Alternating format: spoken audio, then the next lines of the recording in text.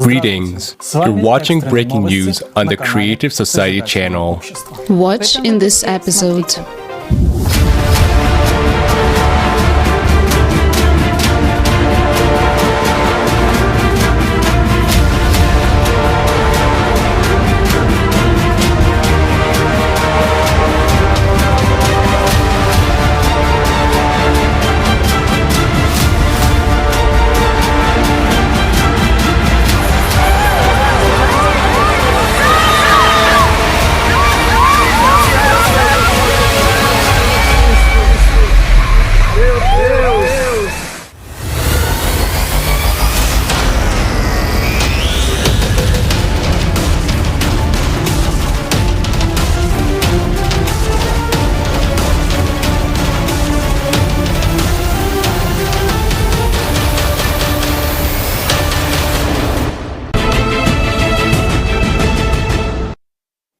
A powerful earthquake of magnitude 6.5 occurred in northern Peru on February 3, 2022.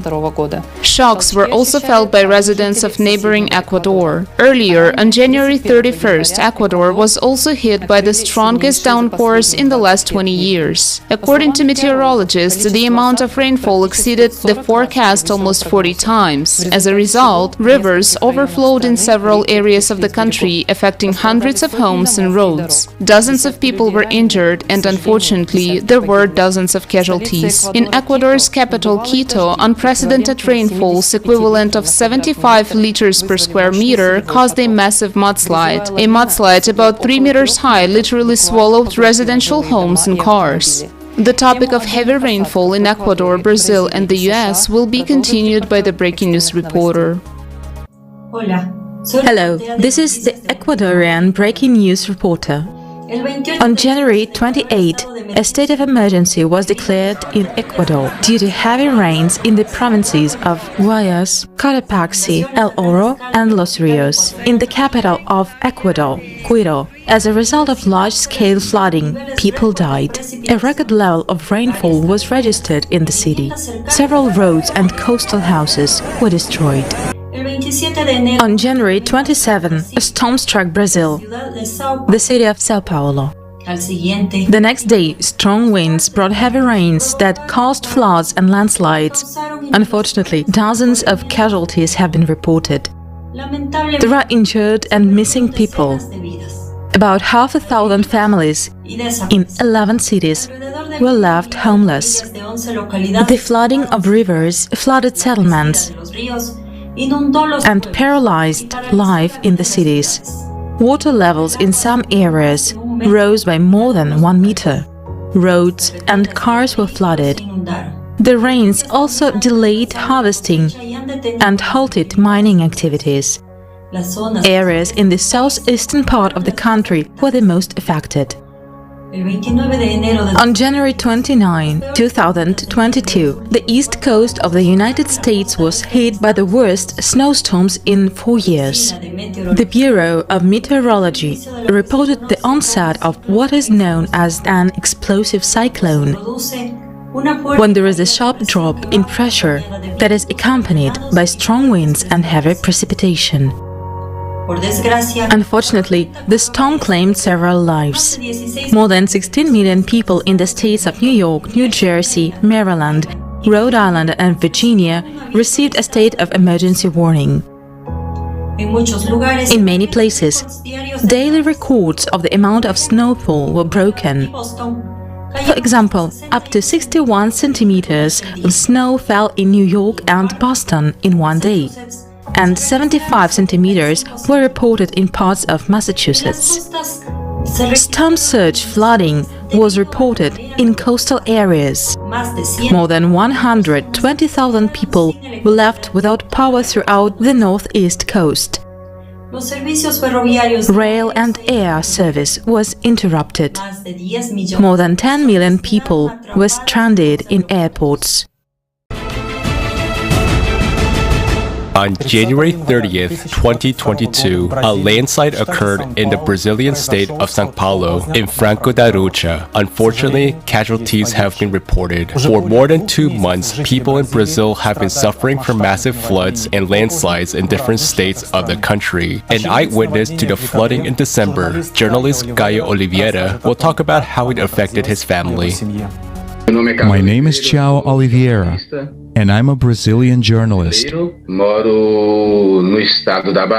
live in the state of Bahia, which has been hit hardest by the floods. Some members of my family started sending videos and photos of what was going on. And what happened here has never happened in all of history. Even the governor of Bahia State said in a press conference that he had never seen anything like what is happening here in the state. Based on statistical information, more than 150 cities were affected. Even worse, because of torrential rains and flooding, several dams have burst in this region, and water from dams has flooded some municipalities and cities. What happened on Christmas Eve directly affected my family. It was a sad moment because we got a picture from my town at my family's request. Water invaded my uncle's electronics store and filled the supermarket. It flooded my aunt's little school and almost flooded my grandmother's house. And at the same time I was supporting my family, I realized that something not normal was going on. I started doing journalistic reporting on what was happening in the country. We are still rebuilding everything ourselves here in Bahia State and other sectors because of the inaction of the Bolsonaro government. We are getting help from neighboring areas, including from other countries. The area was isolated because the roads and bridges were destroyed. There were a lot of landslides because of the rains. The strength of the solidarity of the people of Bahia State united and organized people in several municipalities, and that's why we had such incredible cases. Although more than 70 cities were completely flooded, almost 100% of the city was underwater, and other cities had damage. That's to say briefly. Nearly 7,100 people were affected. This is the largest climate tragedy in the history of Bahia State, one of the largest in the country.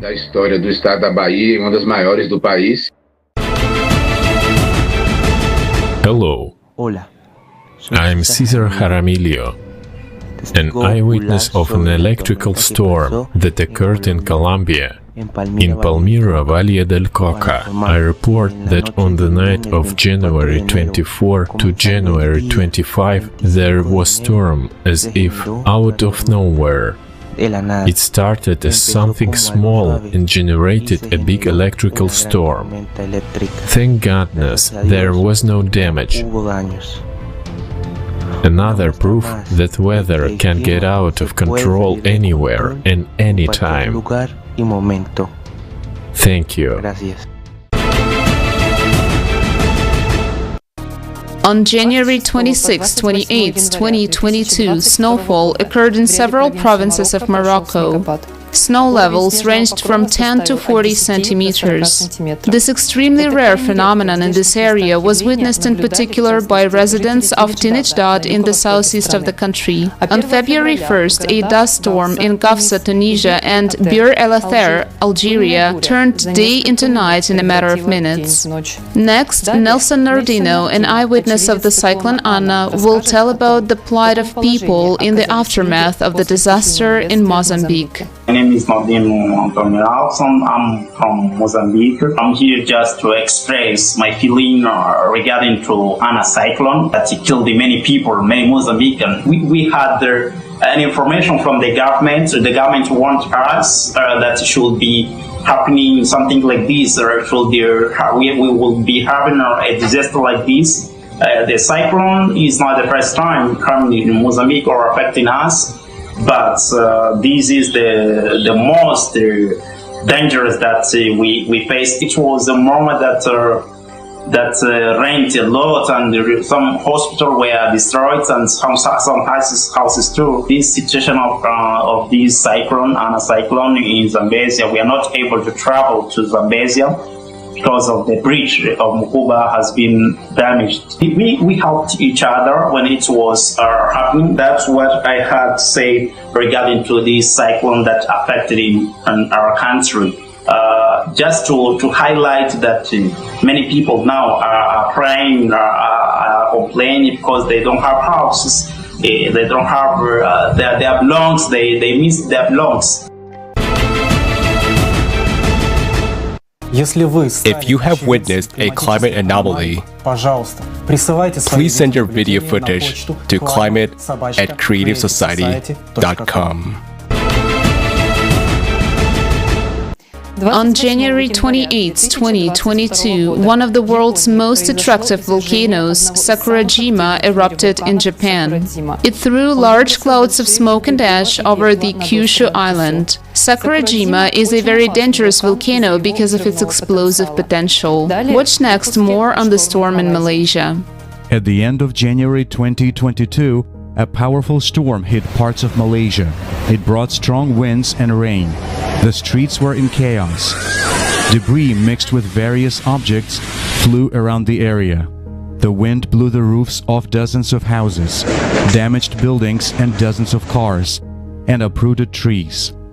Power lines were damaged. In the town of Serikimbangan, Selangor, several cars collapsed into a sewage drain during a landslide. This was a shock to witnesses of the event. Heavy rain caused the sewer to burst, which weakened the foundation of the parking lot. There was a tornado in the town of Ipoh. House roofs and store signs were torn off. Several trees were uprooted. Fortunately, no injuries were reported.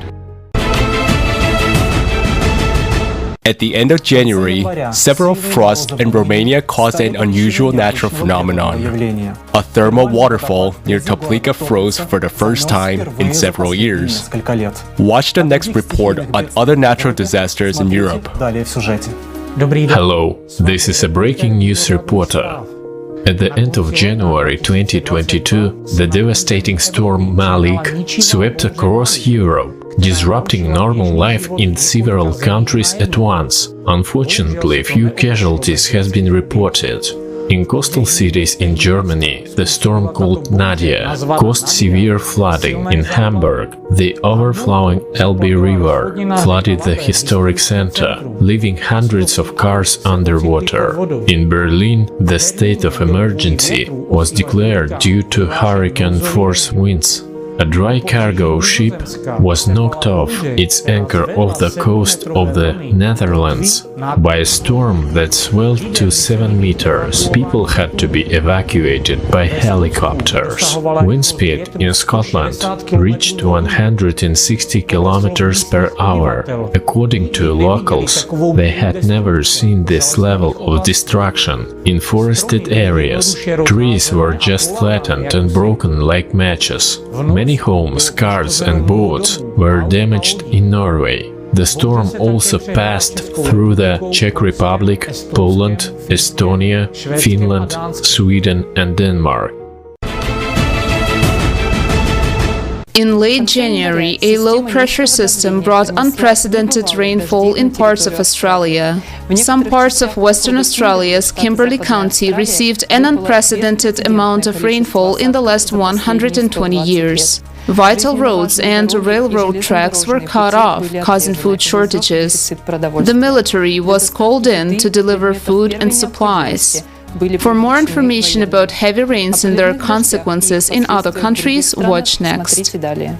On January 31st, 2022, A cold front brought heavy rains and strong winds to Haiti. 36 hours of incessant downpours caused rivers to overflow. At least 20 municipalities in the departments of North, Northeast, and NIPS were affected by the weather. There were deaths and missing persons. A total of more than 2,500 homes were flooded and destroyed. Fleeing the storm, people have moved into temporary shelters. According to the Haitian Civil Protection Authority, those left destitute are in dire need of water, food, and blankets. One of the bridges collapsed, leaving some communities isolated. In neighboring Dominican Republic, flooding occurred in the provinces of Puerto Plata, Santiago, La Vega, Valverde, and Monte Cristi. Nearly 3,500 homes were flooded, and about 2,000 people had to be rescued and evacuated from the flooded area. A man was killed by a fallen tree in the blustery wind. Heavy rains occurred in 3 districts of Krasnodar region of the Russian Federation on February 2nd. An emergency situation was declared due to waterlogging. The most affected district was Slaviansky, where more than 700 yards were flooded. More than 270 houses were flooded. In total, over 1,000 adjoining territories and more than 350 households were flooded. Dozens of road sections were underwater. From January 28th till February 3rd, 2022, there occurred landslides and mudslides, floods and fires, tornadoes, storms and hurricanes, temperature records and snowfalls, as well as earthquakes and volcanic eruptions around the world. The true cause of these natural disasters is astronomical cyclicity. Any attempt to influence the climate without taking this into account is futile and only wastes time and energy, which are so necessary for the survival of all humanity today. Yes, by the way, you spoke about energy. Indeed, a lot of scientists, at least those who work in the field of weather management, say that they basically come across 2 major problems. The first is that climate, those very hurricanes, do not notice their measures, no matter what scientists do. And the second is whether it is actually worth spending so much energy they now have on those kinds of measures. This is nonsense. Therefore, it's really a completely different kind of energy. Nowadays, they mainly use chemicals to affect this. They can stop rain. Yes. Or help accumulate and concentrate moisture, and then it will rain. This is very expensive and very stupid, but if we take a storm and humanity interferes in a storm and stops it, then there are certain laws. Guys, the energy that is generated begins to be redistributed chaotically.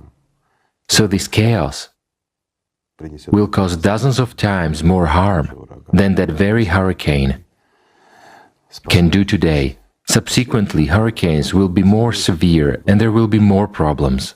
And then again, we will not even be able to affect them if we do not do what is necessary for survival. It is obvious that all that humanity is doing now in the confrontation with our common enemy, the climate, is absolutely ineffective. What will happen when this undeclared war reaches its climax?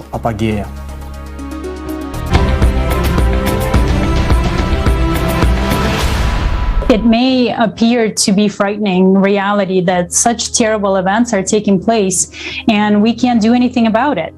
But we are here to discuss the solution, which we're discussing right now, because there is still a way out. The consumerist format that humanity is currently following and supporting is, generally speaking, dying out. In order to solve common global problems, it is imperative to change the very approach to solving these problems and the very concept of how we live in general. We need a creative society. In the consumerist format, we will never agree on anything. The only way to get beyond these rules is to completely change the outdated model of our existence, which does not fit into today's reality. If we don't replace this model, then they will tighten totalitarianism, and the climate is going to change. And as a consequence, the economy and geopolitical relations will worsen catastrophically. The fact is that in any case, they will take the necessary steps to keep the consumerist model, not because they are evil, but because they don't know otherwise. That's the problem. It's because they don't know the other alternative. They don't know about the creative society. Therefore, we should organize such platforms and offer our own options for overcoming the crisis. There is no other way for us, you see, otherwise all of us will die. I think we would have a lot of people agree that pure consumerism with no concern for social and environmental and other impacts is not the way forward, and it's all about people. Already today, we need to stop all projects aimed at destruction, war, killing people, and strengthening the consumerist format of society. It is necessary to unleash science and focus all of humanity's scientific potential on solving the problem of confronting the climate crisis and the survival of mankind in adverse conditions. This is our common interest that unites all people. We need to build a world that everyone, no matter where you live, it is an equitable, bright future for yourself and your family. We need to invest in people, place, and planet. And I mean, if our leaders don't want to act, we need to stay right. That's absolutely right. And we need to demand that, and we can make that happen. Yes, absolutely. As you notice our little symbol, I would like to give this to you as a present. And I'm going to wear it on Please. And proudly. Don't spike yourself. Thank you so much. It symbolizes the 8 foundations and obviously the clockwise motion for the future. When people Thank you ask for your me, time. I will tell them what it's doing. Thank Keep fighting you for it. Yes. Thank you. Thanks. Cheers.